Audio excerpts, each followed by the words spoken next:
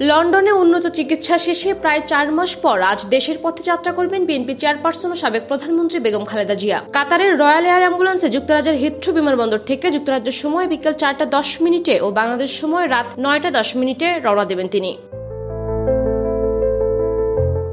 BNP চেয়ারপারসনকে বহনকারী বিশেষ বিমানটি আগামীকাল মঙ্গলবার সকাল 10:30টায় ঢাকার হযরত শাহজালাল আন্তর্জাতিক বিমানবন্দরে অবতরণের কথা রয়েছে। বেগম খালেদা জিয়ার সঙ্গে থাকবেন তার 2 পুত্রবধূ ও মেডিকেল বোর্ডের সদস্য সহ মোট 9 জন।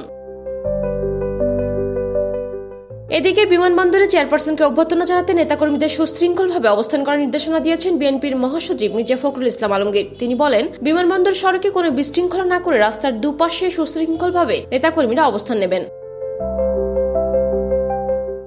বেগম জিয়ার নিরাপত্তা নিয়ে আইন শৃঙ্খলা বাহিনীর সঙ্গে বিএনপি ইতিমধ্যে বৈঠক করেছে।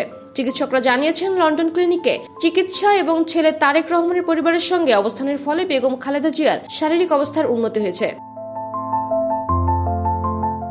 বিমানবন্দর থেকে গুলশানের বাসভবন ফিরোজা পর্যন্ত পথে পথে চেয়ারপারসনকে স্বাগত জানাবেন বিএনপি ও এর অঙ্গ সংগঠনের নেতাকর্মীরা। কোথায় কারা অবস্থান নেবেন এবং কি করণীয় সে বিষয়ে দলের পক্ষ থেকে দিক নির্দেশনাও দেওয়া হয়েছে।